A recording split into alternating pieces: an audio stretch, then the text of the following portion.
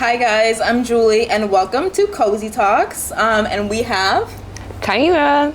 And I'm the special guest, Mia. Hi. So before we get started with today's podcast and what today's topic will be, I just kind of want to do an intro. Like Kaina, I know you're very familiar with Cozy.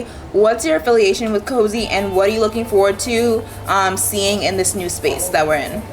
Yeah, so I'm basically a brand ambassador for Cozy / first enthusiast. Like, I love this space. I love everything Cozy. So any way I can support this space, I'm down to do so. And so today we will be talking about navigating life in your 20s. I know like that's a pretty touchy subject and I feel like it's going to resonate with a lot of people because we're all trying to figure this thing called life out together.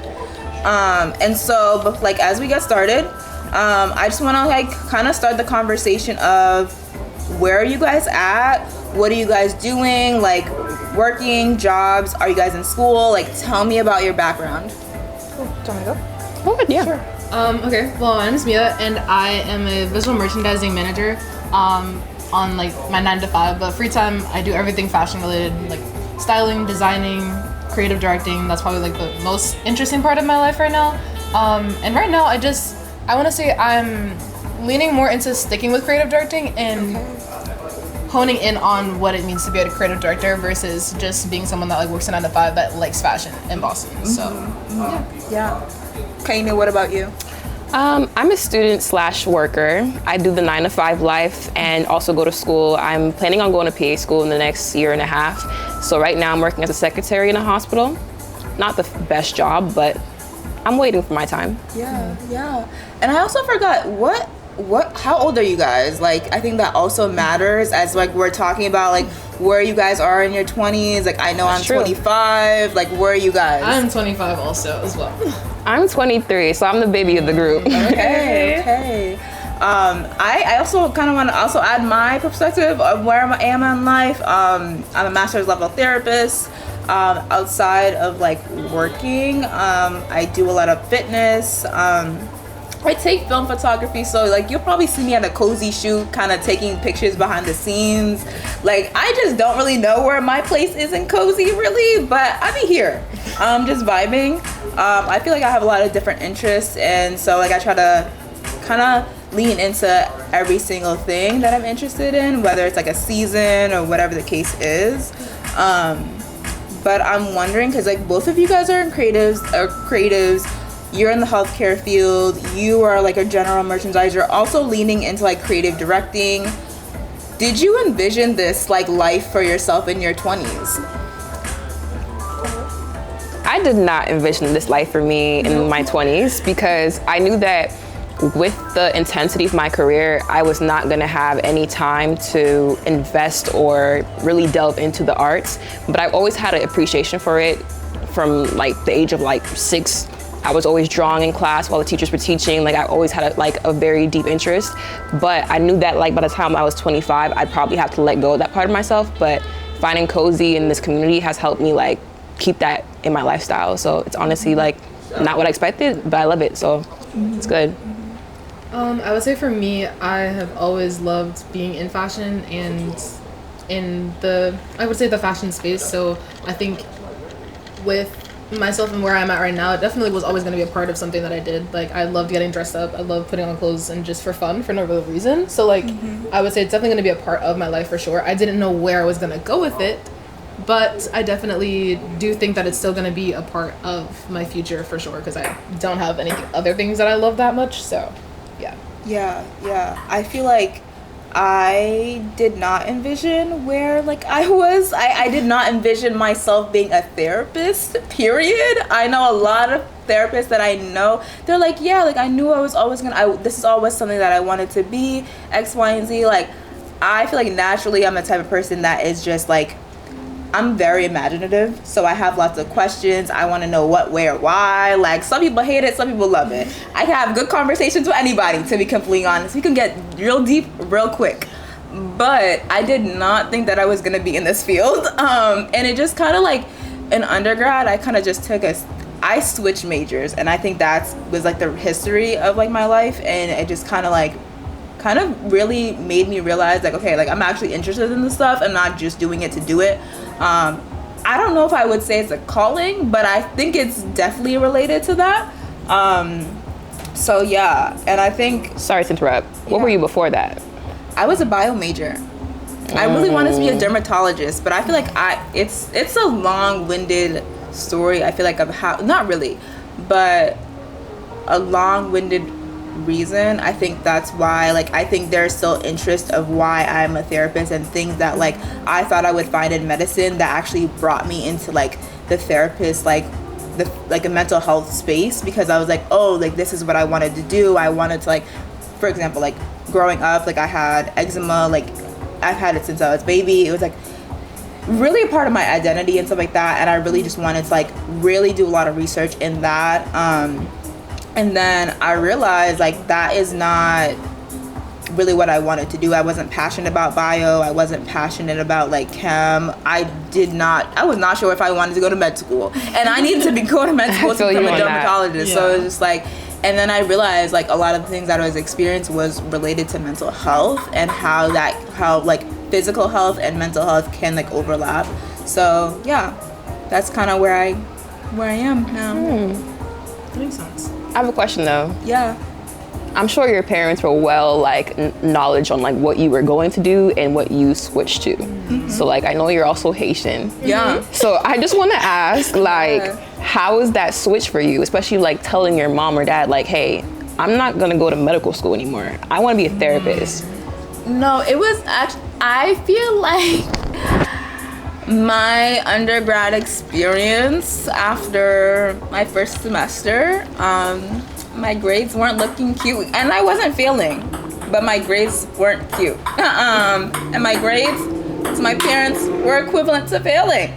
And so they were like, yeah, you might need to like find a different major. And so and I'm saying that the cute way, it was not cute. And so my spring semester, I was like, okay, like let me take an abnormal psych class. And then it was like, I took more classes. I took human services classes and stuff like that. And then I was like, okay, like this is something that I'm interested. I kind of want to like venture into that. And they were like pretty much like, they were pretty on board. Like honestly, like I can't even lie. Like my parents are really supportive. Like they were just like, I hope you know that you're also gonna have to like go to get your master's degree. And I was like, at the time, I wasn't sure if I was gonna go get my master's. Girl, I have a master's degree right now. So, you know, Amen. Things happen. Yeah. I think knowing you, like, also I've known Julie for a very long time, so I think knowing you for a while, like, it just makes sense. Yeah. Like, Julie will always have a conversation, so, like, I think this makes sense, like, this is her lifestyle now, so of course she's gonna want to have a conversation and, like, get to know people, and then her doing this as an actual job and, like, helping people, I think is exactly who she is, and it makes so much sense. Yeah. So, like you being in your 20s, it makes a lot of sense. So, yeah. No, yeah. I feel like I've never been like the type of person like that's like surface level. Like I need to know what's in your brain, how you think, how you feel. Like I want to be in your mind. Like, and so yes, of course I'm in a field where I'm getting to know people and in their mind and all the things. Like, hello. I'm also a psych major, so I get you. Okay, that makes a lot of sense. Like, it makes a lot of sense based off like just meeting you as well too. Really? Like, yeah, because you even said it too earlier when you were like talking. You were like, yeah, I'm just really combative, and I'm like, that's very interesting to even like you being like so personable and also just the first time meeting you. So like, I can tell you still are a personable person, because a lot of people, honestly, as I can say, like, I'm meeting people in our age range, they're not personal people, and that's what makes genuine connections and friendships and like relationships. And I feel like our age range is like they don't want to do that, or they're scared to, and I can see why they would be, but I just feel like we should just talk. Like a lot of people have a lot of things to say and they just don't say them. So. Very true. What do you think the fears behind that though? Like about like maybe not wanting to make genuine connections or friendships or whatever that looks like? Well, I think it kind of segues to like the cultural shifts that have been happening, like surrounding the pandemic and also social media. I feel like during the pandemic, it really intensified like an avoidant culture, I feel like, because a lot of the time you were like spectating things happening regarding like, you know, your friends or whatever, and there wasn't a lot of like true connection happening. So like relearning that like immersion kind of like was like I guess something to like hop over. But I also feel like I lost my train of thought. Yeah. It'd be like that. Completely understandable. I think to your point too, like we got to a point where like avoidance. So I think our generation and our parents' generations, like we're trying to be the opposite of them. Yeah. I think we're trying so hard to be the opposite that we're not looking at what we actually want to be versus what we can be. And the kind of like you said, cultural too, like different cultures, like I know a lot of Caribbean cultures, like they don't like change. So like you said before, like us being the generation that's like, you know what, we don't care anymore, like we're gonna want to change and we want the change now, so deal with it. And I think all of us have just gotten to a point where we're so tired of it, where we just either do change or we just fully don't. So it's either in the middle of that.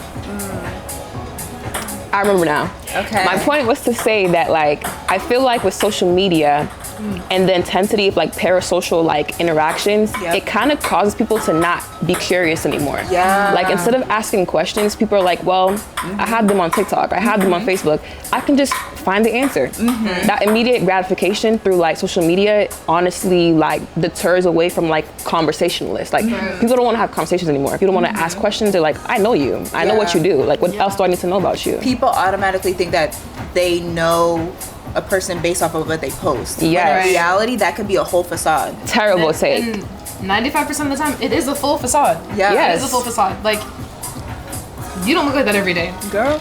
You don't look like that every day. I don't look like that every day. Mia knows me. Y'all know I do not look like that on Instagram in the person. I be even looking talk up. like that. But what did Drake say? I don't talk like that.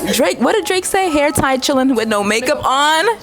Catch me with the sweatpants. I will be there. I will be there. Hoodie and sweats every day. So Hello? I completely get that. And like, even seeing your friends, like, yeah, I know that's you. Like, I know that's a version of you that you're portraying to other people, but is that the version that you want people to perceive you as? Right. That's a very big difference that a lot of our generation doesn't want to be a part of. So Yeah. I did want to piggyback on like what you were saying, Mia, about like about wanting to like change the cycles and like, you know, how like our parents grew up or grandparents grew up one way, especially in the Caribbean community, right? And us wanting to like become a new version of ourselves, or maybe we kind of get tired and we don't actually change. And I think bringing it back to like our perspective, our experiences, do you guys think that you guys are becoming the person that you want to be? In the context in your 20s.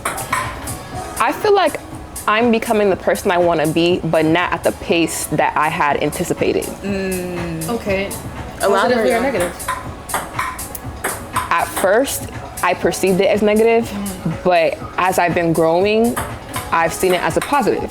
Because I think wanting things to move at your pace is kind of from a control thing, right? It's like, okay, I have this timeline in my head about what I want to do and when I'm going to do it. But sometimes when you like don't hit those milestones at the right time, it makes you want to kind of crash out. Like, and I think like having like multiple seasons where I'm like, I'm not hitting this milestone at the right time, it forced me to say like, you know what? I'm giving it to God. I'm giving it to God. Amen. And surrendering that control, I think, really helped me as a person to grow, because it's like, it also relates into other factors in my life where I also like have control issues. So it's like, I think in general, my character probably improved because of it. So. No, I completely agree. I completely agree with that. And like you said, like losing the control, like being able to give up the control in that, I think is really important also. Yeah. I think something that one of my friends always asks me, he's like, especially when it comes to like general relationships with people, or just like how I envisioned my life, I wanted maybe like how I would like my life to be. He always asks me like, you know, did you always have a timeline for your lives? And did you guys have a timeline for your life? Because I know personally, like I never had a timeline. I was just kind of like vibing and out. We gonna do this however things happen, you know? But I know some other people do have a timeline for their life where it's like, I'm gonna have my wedding by this age, or I'm gonna have kids by this age. I know what my house is gonna look like. I have like, you know, a whole theme set up, X, Y, and Z. Did you guys have a timeline? I would say, I wouldn't necessarily say I had a timeline, but I had an idea of like people around me and people in my family that were doing things at certain times, and I'm like, okay, cool, like you just graduated college at 21 years old, great. So now that I know, like, okay, if I graduate at 21, like I'm on the same page as you. When realistically they're doing their completely different things that started 5 to 10 years prior to what they're doing, so like that may not be the case for me. And I think once I realized that in high school, I was like, you know what, I'm just gonna do whatever I want because I can. And by doing that, I just was like, okay, I understand, like even being older now, like, okay, yeah, I should probably have a house right now, I should probably have, like, you know, a nice car and all that, but like you said, for social media, that's what everyone on other social medias have. But how did they get that? So I think realizing with myself is like, okay, I have the things that I'm tangible that God gave me for me to have because He trusted me with those things. So I don't need to worry about where I should be when God's already putting me where I have to be. So I don't have to really worry about it. That was good. Yeah.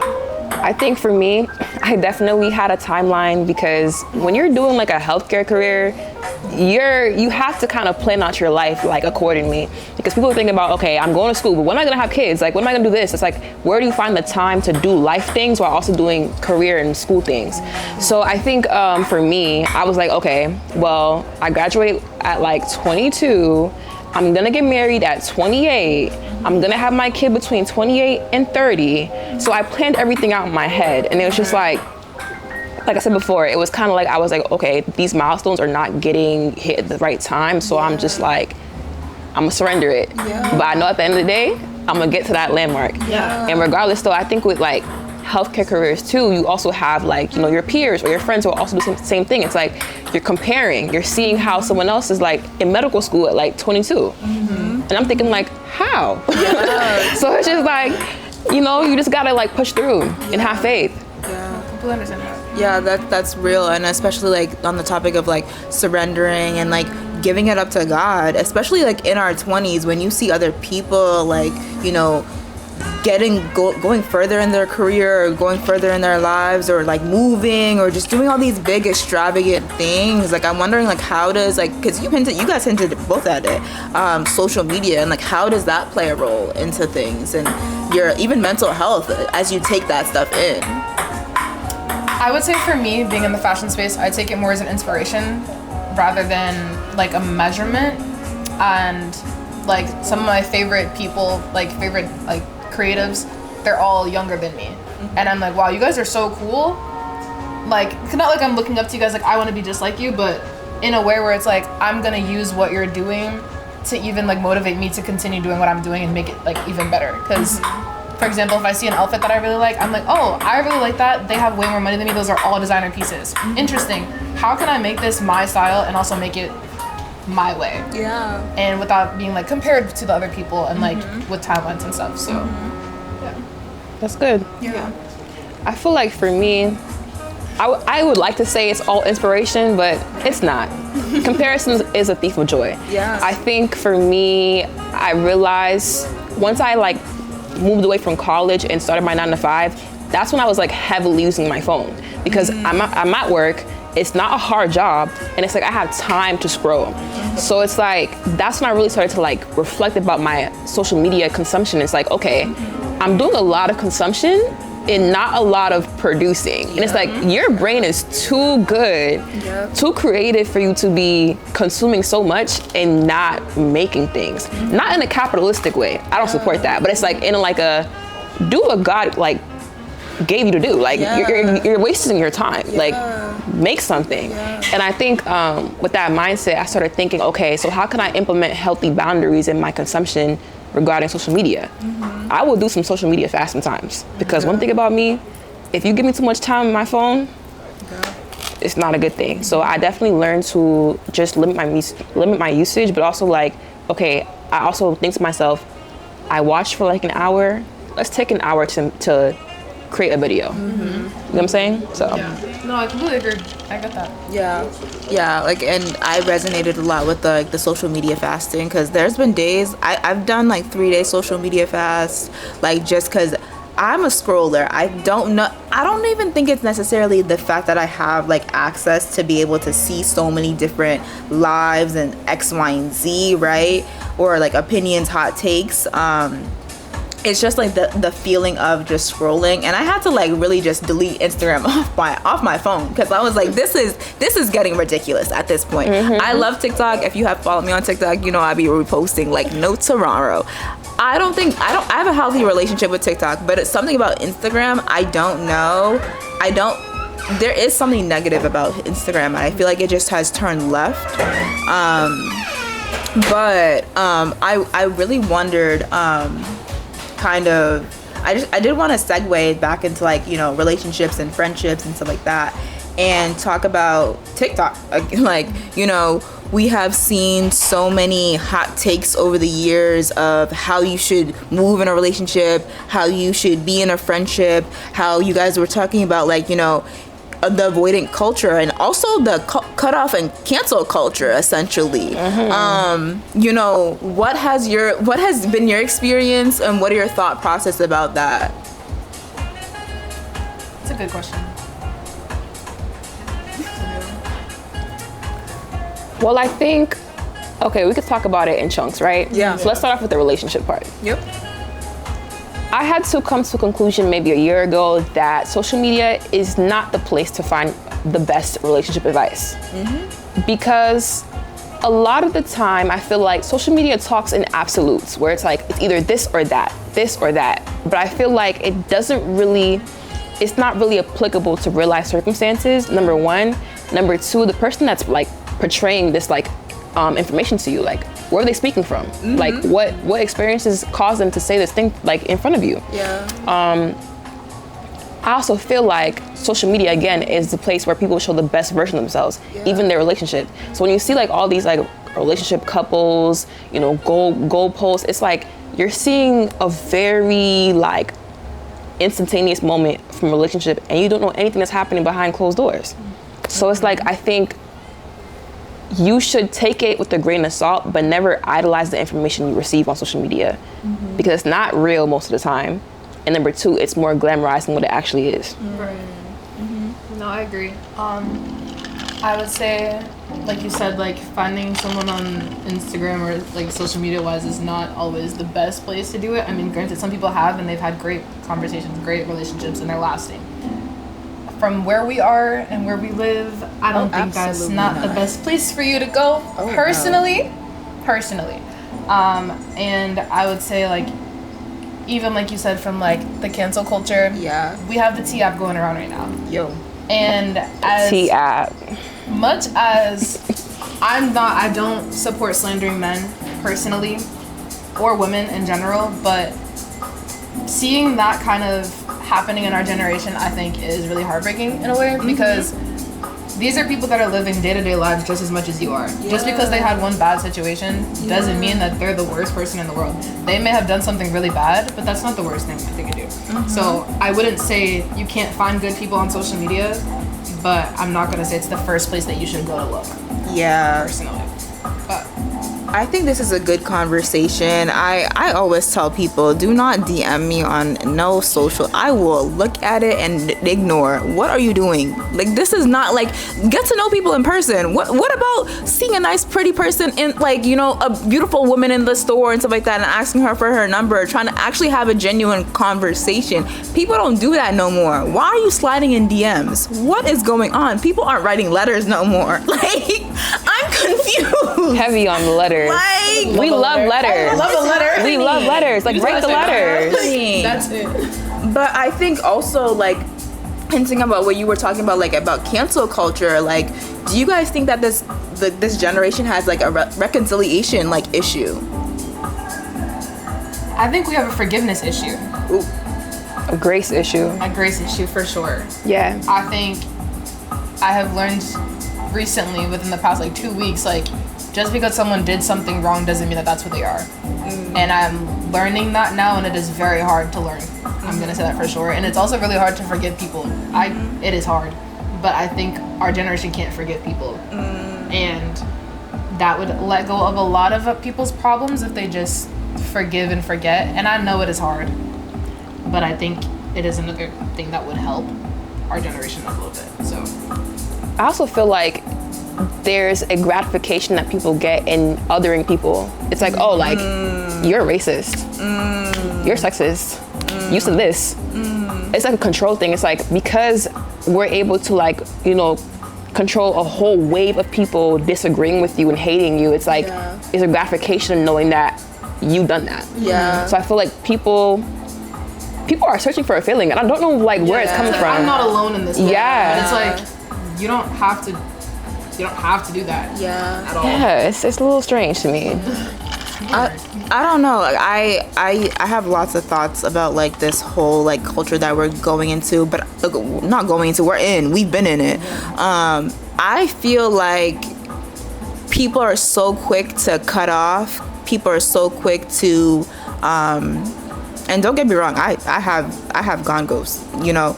Same. And then try to come back. But I don't do it often. So, like, but still, I've also done it as well. But I think that also people are forgetting that we can't live this life alone.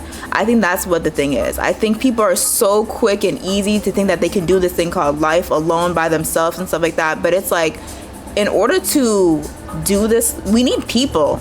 And if you can't forgive other people, how are you supposed to create genuine connections? How are you supposed to have friendships, relationships? Like, you're gonna have a really hard time because you're constantly looking at the other person and what their faults are, and never actually looking inward. And maybe I also played a part in it too. Right.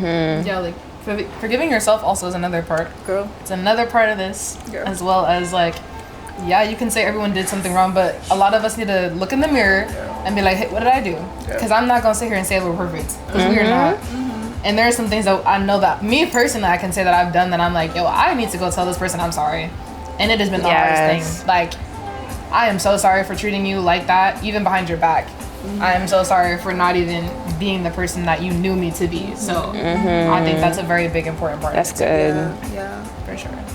But I also think, like, too, like, I kind of, like, wanna share, like, a different perspective, like, on, like, what you said, Mia, about, like, forgiving and forgetting. Like, I don't think we should necessarily forget. Like, I think it's forgive. I'm not saying hold it against them, but I think it's like we need to be able to forgive, and then being able to guard your heart so that it doesn't leave an impact if it were to happen ever again. Yeah, I always tell people, like, have grace and forgive with boundaries. It's like, you don't have to accept someone back into your life in the same fashion because you forgave them. Like, there could still be boundaries there. Very true. Very true. Yeah. And I think this is, like, kind of, like, also adding to this conversation. Do you guys think there's a lack of, like, authenticity and genuineness in, like, you know, like, meeting other people in their 20s right now? I mean, we're also trying to figure out what, like, friendships look like after COVID, because I feel like COVID has shifted the world upside down, and, like, you know, people are out here wilding, to be completely honest. And so people don't know how to interact with each other no more, and, like, nobody knows how to be themselves. It makes me anxious making friends at 20 plus. Like, it really does. Like, it's not that I actually fear the one-on-one interaction. It's more so like, it feels like it's been a long time since I've been outside. Oh, yeah. Like, I forget how to talk sometimes. And it's just like, Us right now. like, you know, 'cause right now it's like, okay, we're cool, like, we're talking, but it's just like, we have a prompt. But it's like, in the real world sense, I'm like, I'm just kind of quiet. I'm like, I don't know what to say. Because I think with college and other spaces like high school when you're younger, it's like there's a proximity that's keeping you together, making you see people and all this stuff. But it's like when the proximity is gone and you have to go out your way to, like, make friends and keep friends, I think that's when it really is testament to if you're really a good friend. Because it's like you have to be a villager. You have to learn how to sacrifice, to be intentional about your time and show up for people. But nowadays, I think that a lot of people forgot how to be a villager, or they just never learned to. Just my opinion. No, that was good. That was good. Do you think that it's hard to be, like, a villager, or is it that they're also having a hard time trying to navigate, you know, adulthood and, like, navigating work and life? I feel like that's an excuse. Really? Yes.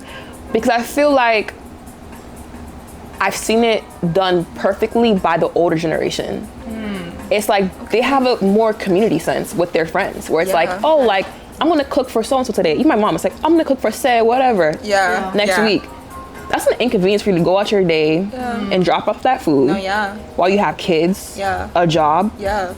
It's like the concept of village, I feel like, was more cherished with the older generation, because I feel like they understood that there is sacrifice when I have a friend. Yeah. There's inconvenience. It's healthy inconvenience. Yeah. It's like it tells the other person like, hey, like I care about you. Yeah. Even though I was tired, I didn't feel like coming, I still went. Nowadays, I don't want to go to her birthday dinner. I'm too tired.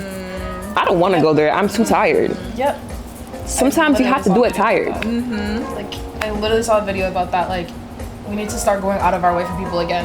Yeah. Because people are like, how do I feel special again? And everyone's like, I don't feel special, I don't feel special, I don't feel worthy. Because there's no one, honestly, because there's really no one proving that you're worthy to them. Yeah. And I completely understand that. Yeah. And by putting yourself in a situation where, okay, this person's supposed to be my best friend, or this person's supposed to be my friend in general, it's a lot of what are they doing for me versus what I'm doing for them. And it doesn't have to be transactional. It really could just be, hey, you need a ride to the airport and I just got out of work, but I'm already in my car. I'm just gonna go pick you up. It doesn't have to be, oh, let me go home, shower first, and then like, oh, dang, I didn't have enough time. You inconvenienced another person when you already said you would do it, kind of. So like, I think a lot of people don't want to put themselves in a situation where they're inconvenienced, and a lot of selfishness, honestly. Yeah. So.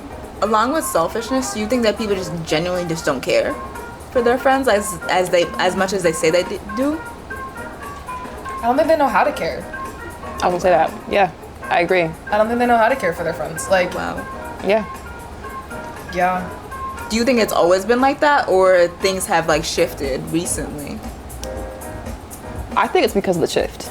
Okay. I think that there was a crucial time frame where we were supposed to learn how to transition between like proximity relationships and like stuff that happened like more casually between like from there and having more intentional relationships. I think that time frame didn't allow people to like really practice what like inconvenience looked like. Yeah. Interesting. My I would opinion. say it's like a mix of both, honestly, because like, because we're now in a more vocal generation, I feel like we didn't talk about it as much before. And now that we do talk about it, it's something that's like so hyper fixated or so hyper focused on it, where it's like, you never said this before, but this is something that's always been in the back of my mind. I just never had the conversation to have it. So I definitely agree with your point though, for sure. Wow. I think this is a really good conversation, because I just feel like, I think all the things that we just touched upon, like the lack of genuine connections, friendships, the ability to like form new friendships and also forgive. I think it just also, we just don't know how to handle challenge. We don't know how to. We're a sensitive generation. Yeah, we are a Yes. sensitive generation. So sensitive. Very sensitive. And do you guys think that's a good thing though? Like compared to the previous generations, or like what? Like, because I feel like in a way, like our age group right now, we're talking about a lot of things that like our parents didn't touch upon. Yeah. Which is great. But it's like also there are cons to this generation where it's like, all right, like maybe we're doing a little bit too much, where it's like, what is going on right now? Like, you know?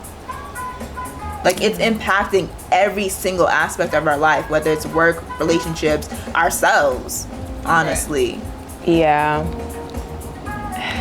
I think about this all the time. So I think it bleeds into so many different like ways, right?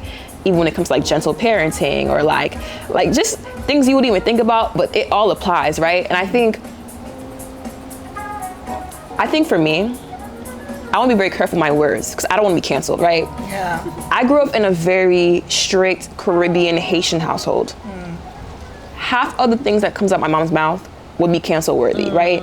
So I feel like it'd be almost hypocritical for me to go on social media and say, I don't stand for this. I am not this, that, or the third, when the person that literally is the head of my household is spewing things that would get all of us canceled. So am I in an alliance with it? Am I a bystander to it? What, I don't know, what would that make me to go on social media and say, I stand for this or that, while I'm in an environment that's in support of the opposite, if that makes sense. That's good. I think it comes with boundaries, honestly. Like, there was a time, like, I feel like our parents weren't allowed to test the boundaries. And I think we now are like testing the boundaries to see like what's really the worst that could happen. And I think with us doing that, we're not fully aware of what the worst could happen. So the worst is happening. And no one's allowing it to like either fully follow through or just stop it at once. So I would say boundaries comes with a part of it for sure. But yeah. Yeah. I was gonna save this question for the end kind of situation, but I feel like this is a good question to ask now. So I saw this on TikTok. I don't know the creator's name. I'm so sorry. But the person said, it just popped up and I was like talking to one of my friends about it, and I thought it would be a good question to bring into the room. And so the person said, our parents raised us for a world that doesn't exist. What do you guys think about that? Very true. The job market, Yeah. rent prices, food prices, Yeah. college tuition. When I tell you, we feel that burden as a generation, we feel that burden. So a lot of us are still living with our parents. And even nowadays, when you come across another person, you're like, oh yeah, I still live with my mom. It's very normal now. Very normal. And I think like, to some degree, I've been trying to balance that pressure from like my parents to like, you know, be more independent while like also trying to like move through this world. It's very difficult. Yeah. That's my current challenge right now. So I don't have much to say to that. I agree. I think, yeah, that's a good question. Yeah. That's a good question. I agree. I can add my like perspective and what I was sharing with like my friend. I don't think that so I grew up in a very like religious, I wouldn't say maybe very religious, but my parents are like in tune with like the Christian faith, and I am too, and I don't think I was raised to expect or live in a world full of people who do not align with God or genuinely hate God. That's valid.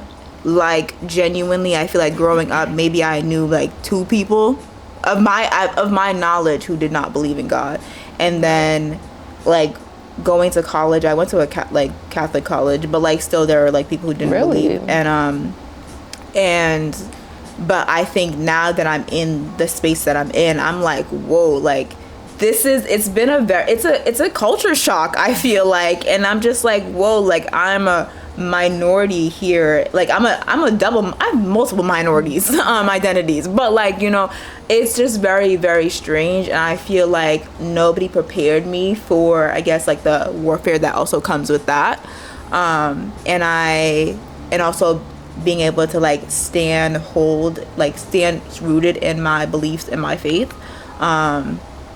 Yeah, that has been very, very challenging. And also like I talked to my mom about this maybe like a year ago, about like the safety of the world. I feel like genuinely nobody cares about each other.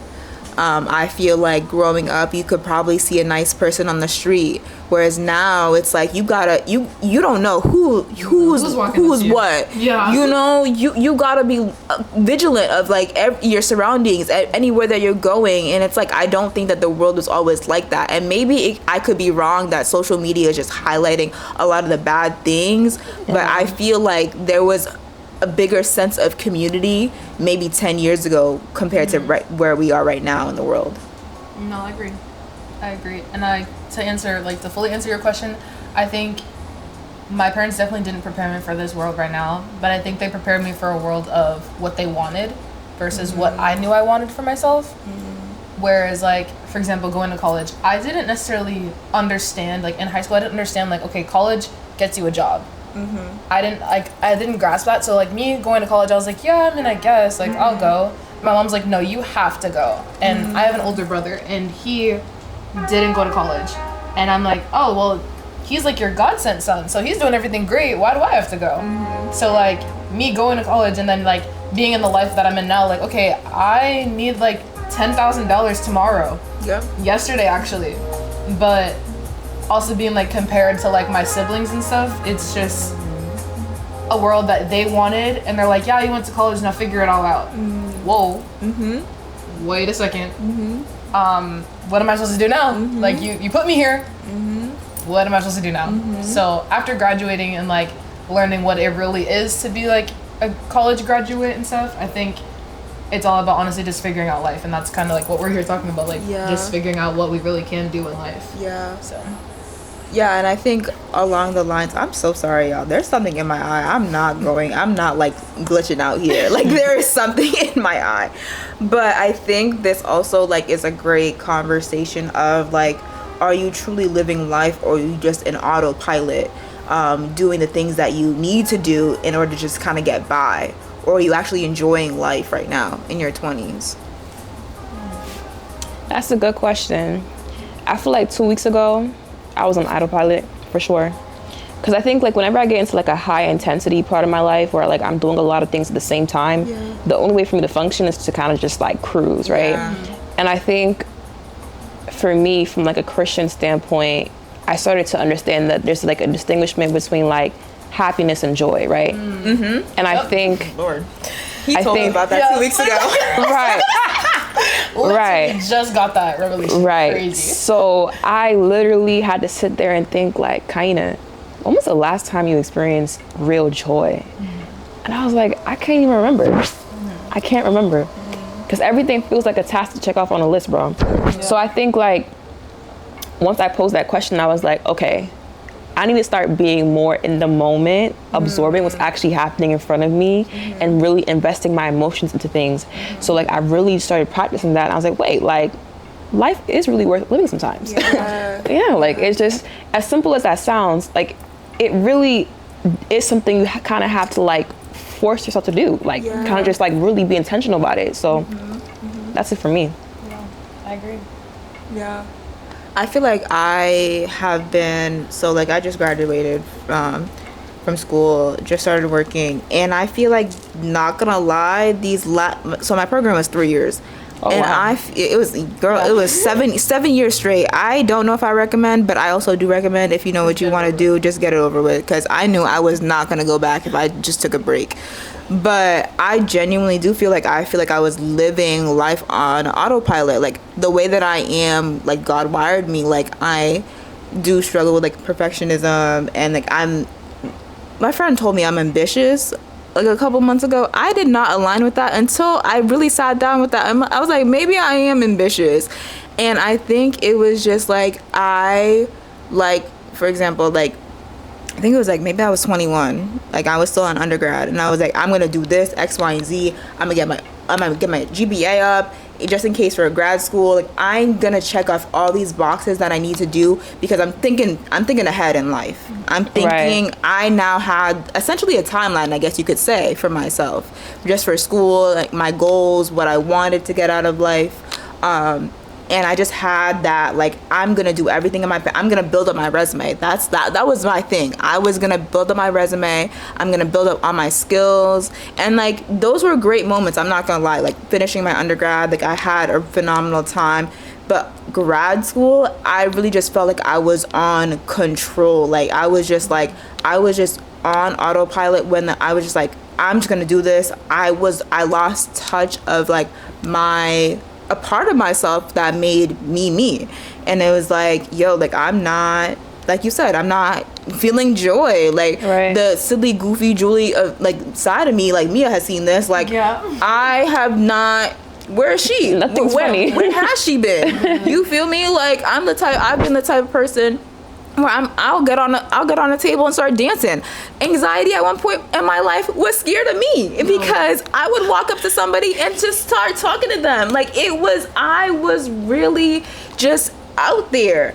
And it's like, I feel like now, like because I was so goal driven, just so focused on what I wanted to get out of life, I really just lost sense of like who I was. And I was just like, dang, like, and I found myself like grieving, because I was like, yo, like I'm not, like what is happening right now? I'm like trying to figure out what is going on in my life. I'm like, what is just happening?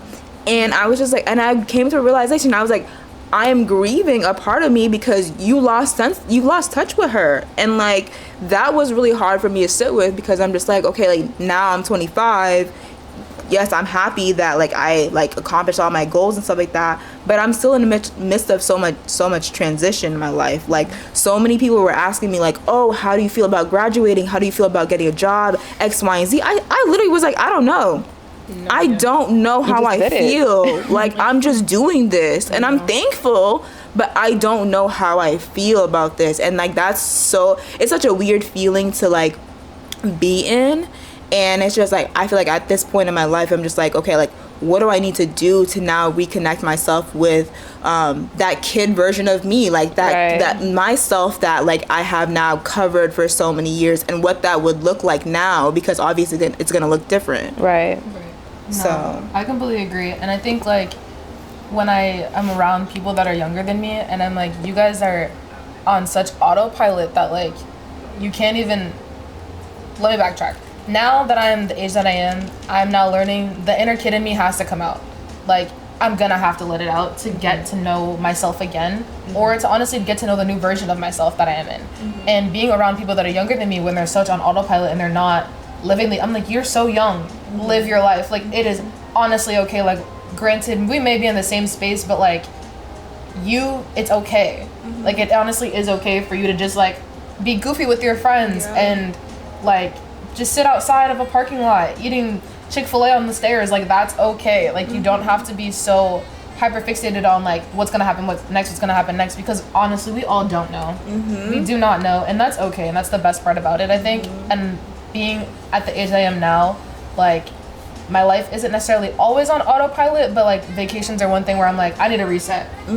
Like, me and my friends will take like weekend trips to New York, weekend trips to Connecticut, weekend trips here. That's like good. I need to go because really I need to live a different sense, because I will literally go crazy. I will go crazy. Like, give me 3 days and I'm good. Give me 2 days and I'm fine. Like, it's fine. We'll take a trip here. I need to do that to reset. And like, it may sound like ridiculous, like, oh, she's going on trips. No, it's not ridiculous. I do the same thing. Like, I need to go. Like, yeah. And even my mom be like, you need to save money. For what? Honestly, for what? Because you're living the same life that I'm living, but we're two different age groups. Like, you're living a life where you don't have memories with your friends. I will have memories, and that's like the best thing I think in my life. Like, people tell me all the time, like, save money, save money. I'm gonna live my life. I'm sorry. Like, you can't talk about that time where you and your friends were chilling in the car at 5 o'clock in the morning and you had a random conversation. Like, so I like to wait, depending on what's most important to me. And memories are the most important part. So. That's so real. And we're living in the last days, whether or not you believe it, but hey, you have fun respectfully. The Red Sea? You said that your Praise River? Oh, okay. Oh, okay. I had to add that in there. I'm sorry. It's the truth. You got some fake girls up on here, so we don't talk about it. Yeah. We need to. Anyways, we clock it. I did want to ask you guys, along the lines of like just pouring back into yourself and just like trying to grow as an individual, like you know, Kaina, like I think Mia touched upon this, like, but like what does personal growth look like for you? I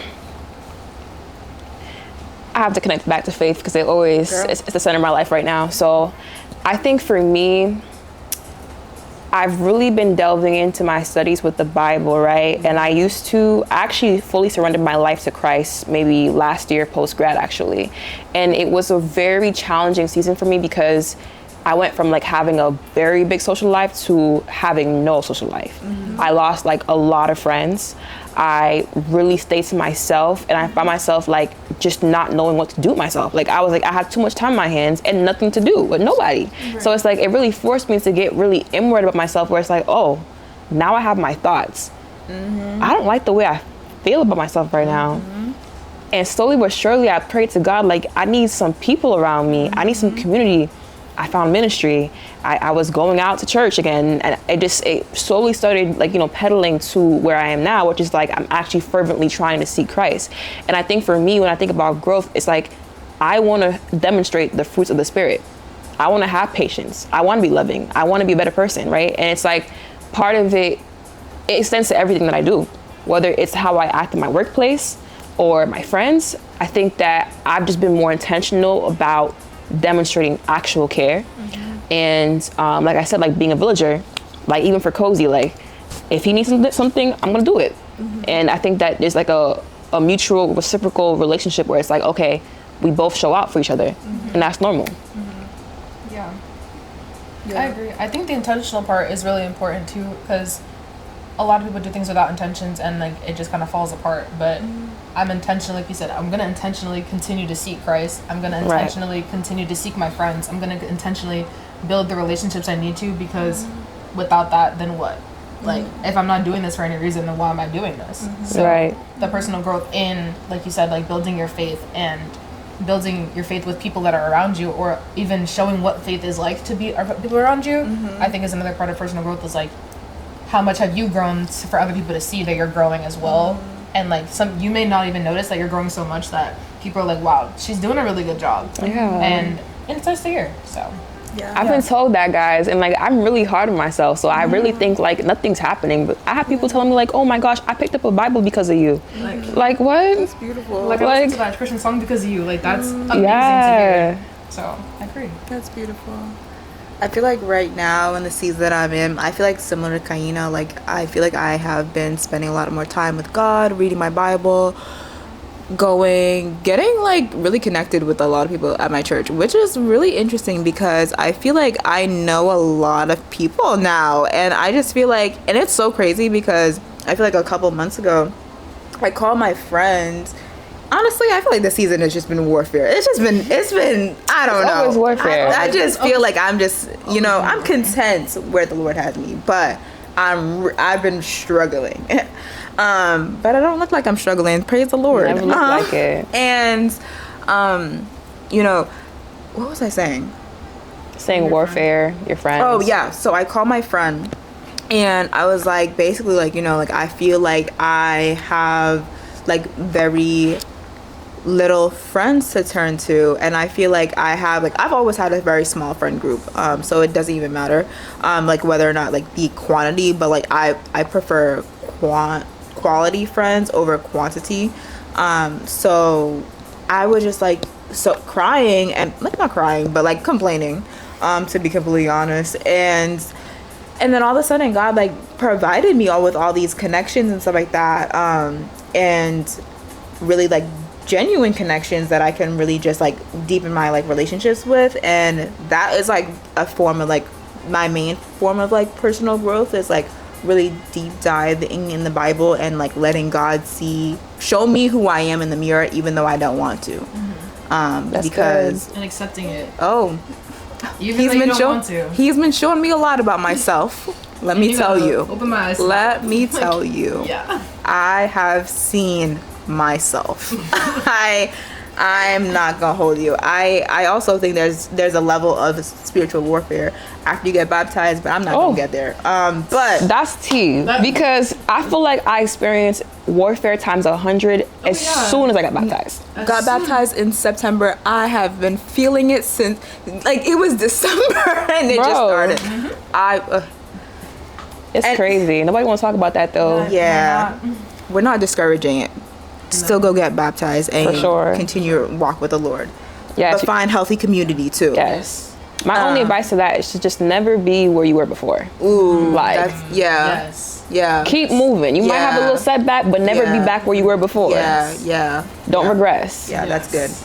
And another form of like personal growth, I feel like, is like fitness. I feel like I've been really like diving in my fitness journey. Like y'all know, I be running. People come up to me and like, they're like, oh, like let me tell you, like I ran X amount of miles today, or like this is my pace, and I'd be like feeling so flattered because y'all, I just started running last year. I hated cardio before this, so like I hate cardio too. Mia knows. I had soccer. I tried out for soccer in high school. It was not for me. It was crazy. I'm done. And I was like, we'll see what happens next. Yeah, but those are like the two things that I feel like I've been really intentional about, and like also reading books more. Whether it's like for personal growth, like in my faith, or just like reading for fun. That's something that I've been trying to do. But I'm also interested to know, like, you guys, like I think we talked about like the impact of like social media, relationships, and just like narratives that you might not have even thought of, but you're just consuming on a daily basis. Like, you know, like I feel like things, we're just always getting information thrown at us, whether or not we want it or not. It's just, we gonna see it. Right. And if you guys were less concerned about maybe other opinions or maybe what other people would think about you, would you guys still be in the same position, or would you guys still be living this kind of life? I can say for me, I've been modeling since I was 16 years old. And so being a young model and around a whole bunch of like other girls who are trying to discover themselves, I think was really hard to... I'm not modeling just because like, oh my gosh, that's a pretty face on a picture. Like, that's not the case. Like, I do it because I like the clothes that are being put on. And so I even wrote a paper about this in college, and my professor had asked me like, what does that even mean for you to be a model? And I was like, it just honestly means like a person that people would look up to, or a representation of like who I am. And I think with the stereotype of what people think of a model is versus who they actually are, a lot of people have put me in a box, and it's kind of put me to also put myself in that box without even having to notice it. So like, I've become the really shy, quiet girl in the corner when I'm not necessarily that girl at all.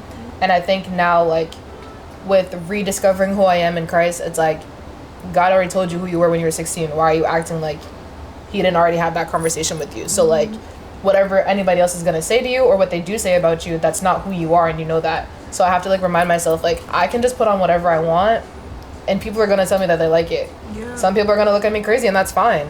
But I have to, like, I think from being 16 to like the age I am now, 25, like learning that throughout the years and being in high school with other girls, college with other girls, like learning that, okay, this is who I am, and I'm going to just have to be who I am, and I want to be who I am, so why not just continue? Yeah. So I think that's like the best way for me to explain that. Yeah.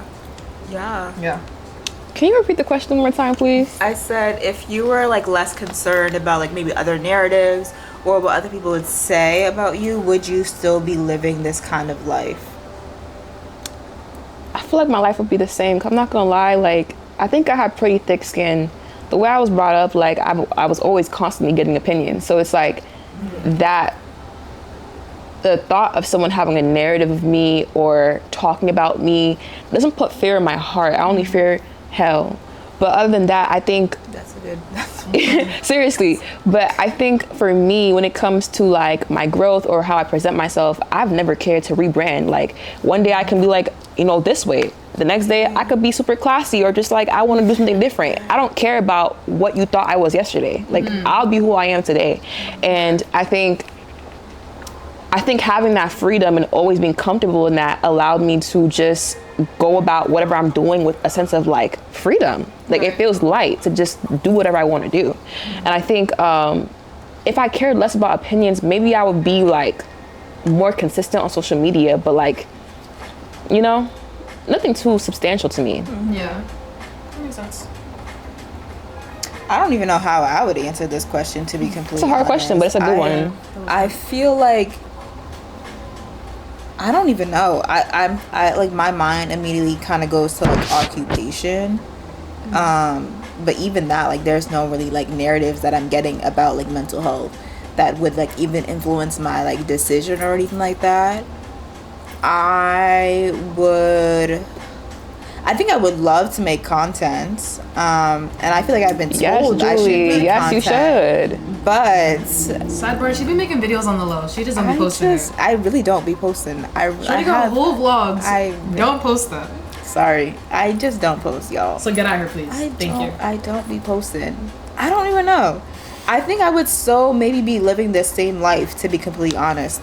I feel like the way that I am, I feel like I'm a very random person. I don't think you can really necessarily put me in a box, and even if you try to put me in a box, I'll probably get out of the box. Like, same. I feel like I have been in various circles where it's like, I probably wouldn't even have interacted with this person if I wasn't in the circle, but like, because I have this interest, like, it just allows me to like meet these people and everything like that. So yeah, I don't think I would change who I am. Like, I feel like I'm just a very random person where I feel like I can get along with various things, and so like I don't know.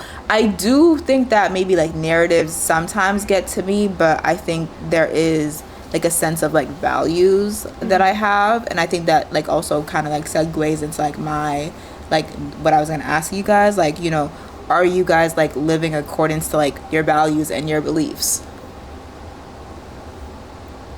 Now I am. I was gonna say now I am. I think Now I am. 2 years ago, I didn't have a grounded sense of what my beliefs and values were, because I did grow up in the church. I did have a certain culture around me, but I think I always knew I was a curious person. And so part of what it was for me was that I didn't formulate my own relationship with God. So I didn't really know if that's what I really wanted, right? And I think going into college, of course, it's a very worldly place. It's like, you know, you're discovering yourself. And I think I really pretty much abused that. So I think that shift from like doing whatever I wanted to like really honing down on what I believe put me in a place where I was like, well, now my confidence is not just in myself, but also the confidence God gave me. So it's like I'm chosen. I'm here because He wants me to be here. So it's like reframing my thought on like why I'm doing all this kind of put me in a place where I was like, wow, I feel free. I feel happy. I feel content with myself, and knowing that I don't have to produce something. I don't have to do something to show my worth. I have innate worth, right? So I think from there, I was like, you know what? I'm gonna follow the design that God has for me. And so that looks like, you know, going to church. I just choked on my spit. Jesus Christ. Following the word, following commandments. You know, for me, the biggest changes in my lifestyle was just like refraining from like sinning. So sexual abstinence. What else? Gossiping, limiting my gossiping. Y'all know the commitments if you read the Bible. I don't have to go into that. Yeah, you can read the Bible, like for real. Find out for yourself. Yeah. Have the Holy Spirit work in you. Right. So I think the devil tried to like, you know, catch me there before I cut you off real quick. For real, like No, that was crazy. Right, like trying to gag me real quick, like what's happening for real? So yeah, like, you know, I changed my ways because I realized that my way was not the good way. God's way is the good way. And yeah, I just realized like, you know, it wasn't working anymore. What I was doing was not working. I was not content with myself. I felt like I was just like releasing a lot of energy, and it's just like I felt exhausted spiritually, mentally, physically, everything. It's just like, what are you doing? So I think once you realize that that is not the way, and you really like promote and establish yourself in God, like it really pushes you to like really understand why He tells you to do it in the first place. Like you're doing it for your own betterment, for your good. I agree. Sorry, can you ask the question one more time? I said, are you living in accordance to your values? Oh, right. Like she said, now I am. I think before I was just doing whatever I wanted, and growing up with a Christian household, well, let me say it. Growing up with a Christian mother and not in a Christian household has put two different perspectives in front of me, and it's kind of which one did I choose, and I honestly just chose the middle. I was like, I believe, yes, Jesus Christ is my savior. Okay, cool. But I'm gonna go hang out with my friends. I'm gonna go do this. I'm gonna go do that. And it didn't hit me until I want to say like right after college, and I was like, I'm really just living a life when God can really just strike me dead right now. And like, Hey. Let me just lock in for a second. So like, as gravity as that may seem, like to me, or like I was honestly say to us, it's not that. Like the fear of the Lord is real to us. So, and with that, with knowing that and being an adult and understanding that, I think putting myself like, okay, you know what, like I'm a product of mercy. Like That's good. I am a product of mercy. I am a product of grace, because like I'm not gonna say I sat here and had the most holiest life, because no. But after learning, like, you know what, I need to pick up my cross, because Jesus picked up His cross. I'm gonna pick up my cross. I'm gonna try my hardest every It's single the day. least you can Daily. do. The least. That's the least we could do. To pick up my cross Daily. and just walk. I had. Nah, she ate with that like daily. Here. It's the least you can do Yes. because he died for your sins. Like, paid your ransom. Just, and you mean something I can't walk with something on my back? I'm gonna take that walk. It's hard. It's a very, very hard walk, but I'm gonna try my hardest to take that walk. So, was I at where I needed to be? No. And I am striving my hardest to be back to where I should be and past that. So, I hope that answers your question. Yeah. I feel like for me, it's very similar to these ladies up here. I did grow up in a Christian household. My parents are very religious, like I said earlier. My dad runs a Wednesday night Bible study. Hey. You know, like Haitian. I grew up Baptist denomination, so Me too, it's girl. very scripture focused. Yes. And I think for me, it's like, it's not like I didn't know the word. I knew the word. It's just whether or not I wanted to follow the word was a different thing. And now I think I'm really trying, like I'm aligning I've aligned myself with the word, and also continuing to allow like God to like reveal things that I'm doing that is not of him. And I think it's a walk. Like you're not going to be perfect like after you get baptized and like, you know, you accept like Jesus Christ as your savior. So I am like, I would say like I'm doing the best that I can to be the person that he's called me to be. And also like that shows up in various aspects of my life. Work, most importantly, because I feel like that is a whole like I think ministry within itself, because like you are not only just you're sitting with the person, but it's also like mourning, you're experiencing what they're experiencing. Like I view therapy as like we're co-regulating in a room. You are feeling my nervous system just as I'm feeling your nervous system, even if it's via telehealth. You know, we're grieving together, we are processing these things together, and that's what Jesus did, you know. And so oh my goodness, sorry y'all. So yeah, I think I am living life in accordance to my values, and I think like my main thing is like faith, community, honesty, compassion, kindness, authenticity. A lot of people I feel like are not authentic. Sorry to pause. In a Christian space he's talking about? Or just in general? Because if he said Christian space, I would honestly clock that too. I think there it could be in a Christian space. I feel like where I am now, I do think that like the church I go now, I think that everybody is authentic, and so I've met genuine people. Now growing up in a Haitian church, I don't know if that's always the case. But yeah, but I also think that also leads to questions about like whether or not like you're able to sit with hard things.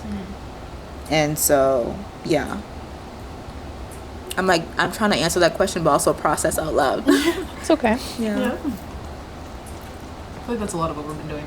Honestly, Yeah. like this conversation is also like probably some things we did or didn't need to hear, but we needed them to be said. So Yeah. especially like going back to our main topic here, like being who we are at the ages that we are and like navigating our lives, you can see how we navigate our lives. Yeah. So And we're all coming from like different like perspectives as well. Like you're in the healthcare field, Mia's like a creative, and I'm in like the mental health field. And I think I also wanted to like segue into like even just like from the conversation of like values, we touched upon like relationships, who we are, if we are where we want to be. But I know we're in cozy right now, and I wanted to talk about like what it's like to be in the creative space, And I feel like last year, I've talked to like Cozy behind the scenes about this previously, but I feel like last year it was like a ultra rise of creatives. You know, people were making stuff left and right, da da da. And then it's like 2025 hit, and then nobody's creating anything. And I think this is a conversation I've had with a friend before, but like I think when we think of creatives, right, like, do you think creatives are actually creating work, or are they just remaking something that was already made? Now, I guess we're getting into a conversation of how do we define a creative, point blank period. Yeah. Because it's like, do we distinguish between someone who like posts like regular vlogging content, like you know, certain thematic things that we see across like TikTok like as a trend, versus someone who's like making like short films? It's like, who's the creative then? I mean, I would consider them both a creative, but I think that when we say like there was no content creation happening in 2025, are we talking about people who are not like brainstorming new ideas? It's the goal to always produce new ideas.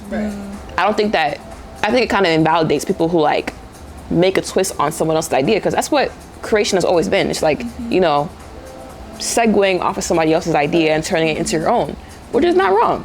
But I do feel like, I don't know, for me, I've seen a lot of like creatives come in. I've seen a lot of shifting towards cinematography and really intentional videography. Like I'm blown away by how much effort people are putting into their films. Like it's crazy, because I'm like, dang, like I'm just posting a little TikTok here and there. Yeah. So it's like, you really have some competition for real, because people are putting in the work. Festival. Yes. Like they're serious. And I think that I always commend anybody who puts that type of effort into their films. And I think like, it's not something to compare, I feel like, where it's like someone who does vlogs as opposed to someone who does like short films. It's like, they're both creatives, just different kinds. I would say I wouldn't necessarily call myself a creative, but now it's gonna sound contradicting, but being a creative director, I use inspo from everywhere. So I'm on Pinterest scrolling more than I'm on Instagram scrolling, and I'm saving things and I'm using that as my inspiration. So when I see models or like I see people and I'm like, you would be really cool with this shoot if we did this, this, and this.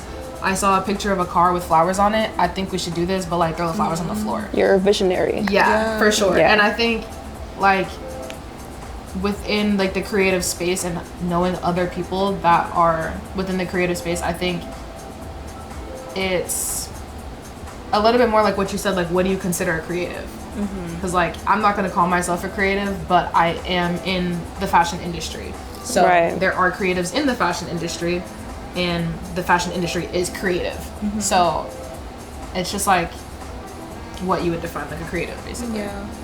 I'm also thinking like, you know, there also like I said, like there was like a rise in creatives last year, and like creatives like it could be photography, videography, content creation. It could be like all the things under this umbrella of like what a creative is.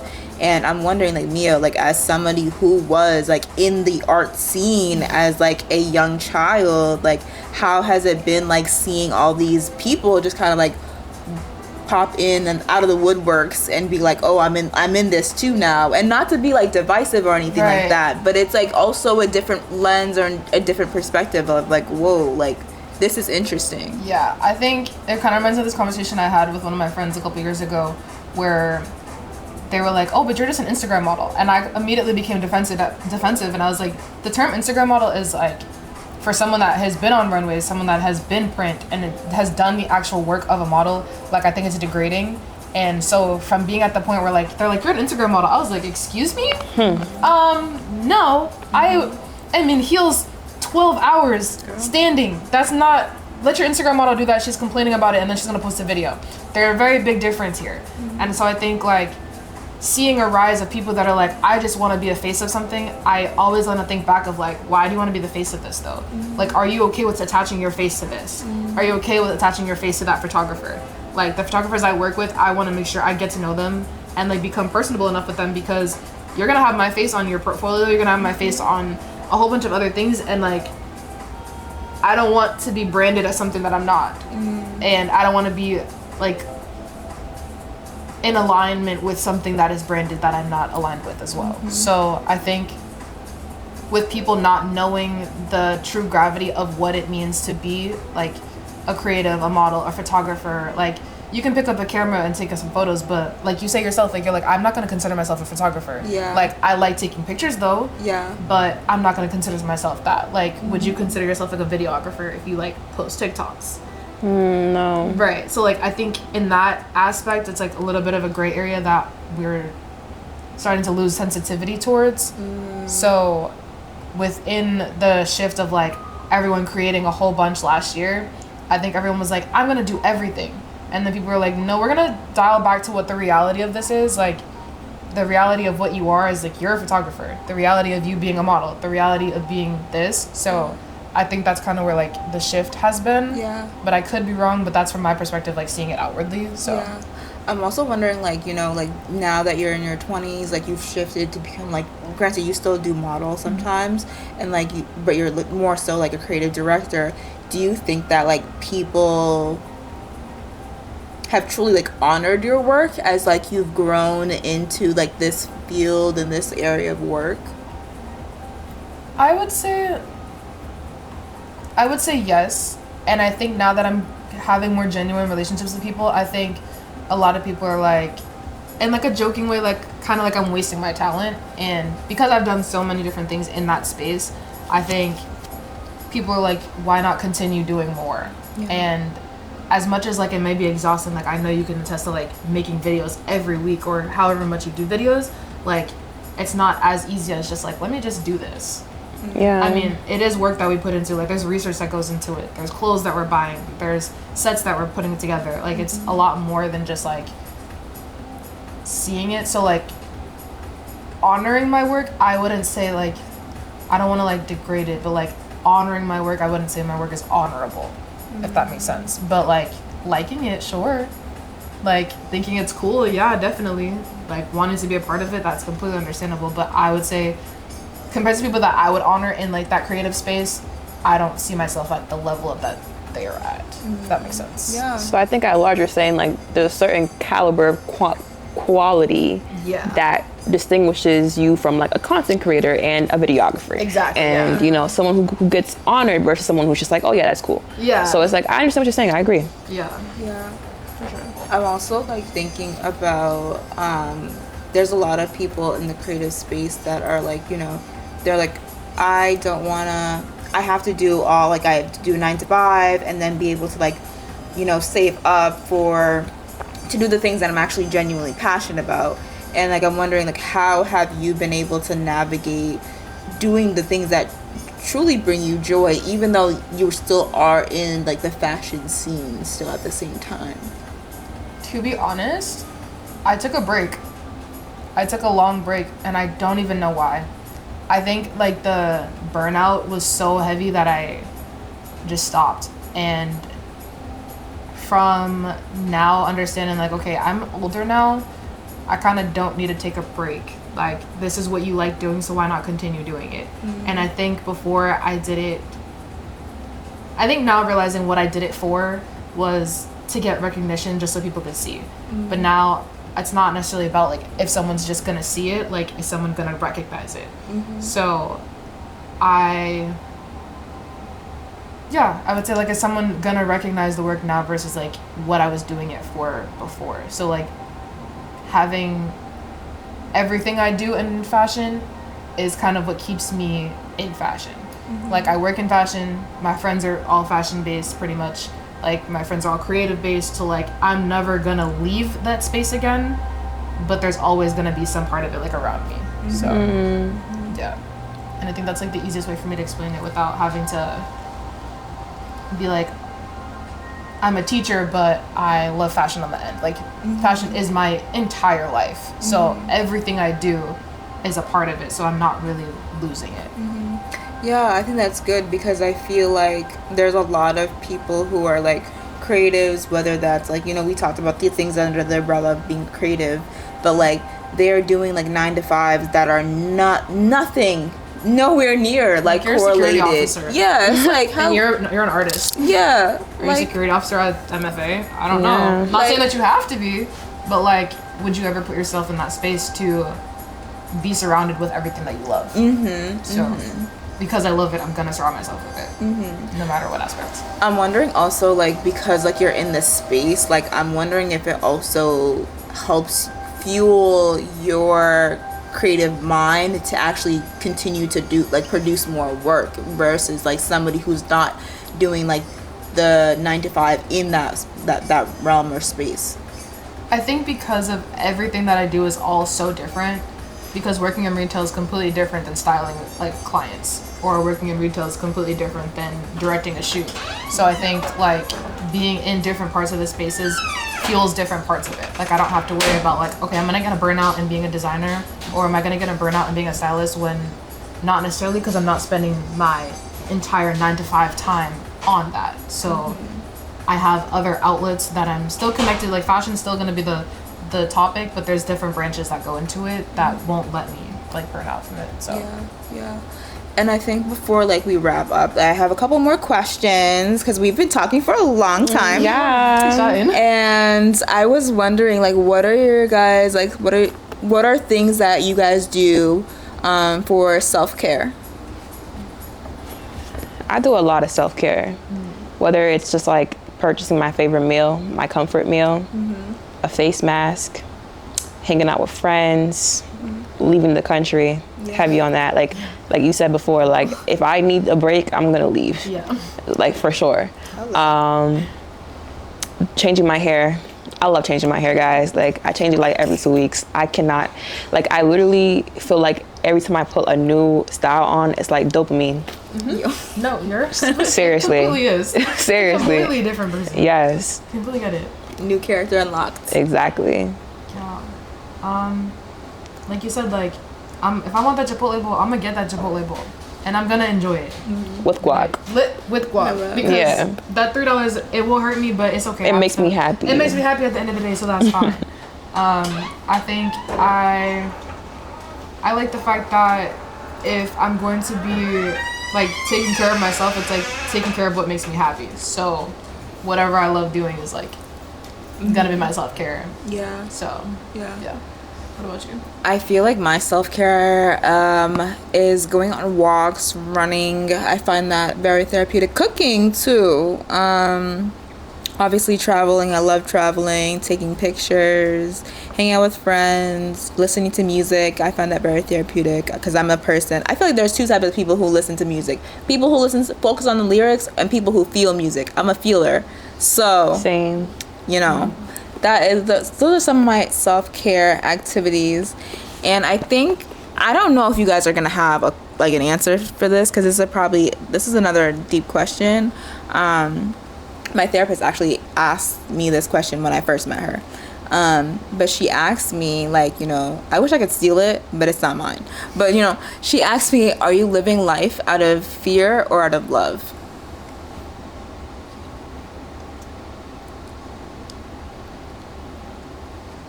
And you guys could also think about this too, because I think this also makes you think, like, are you actually truly living your life, or is there something holding you back? And if there's something holding you back, what do you need to shift in order to feel like you're truly living? That's deep. That was good. It's a little personal. Yeah. It's a little bit much for y'all. You know, the first time. Yeah, like, you know, on that note, literally. Thank you guys so much for tuning in to Cozy Talks, and we hope that you guys are gonna be tuning in to the next one. Yay. Bye, guys. Bye. All right. Dang. We're done. We were chatting. No, that was good. How long was that? How long? 1 hour, 23 minutes. I know.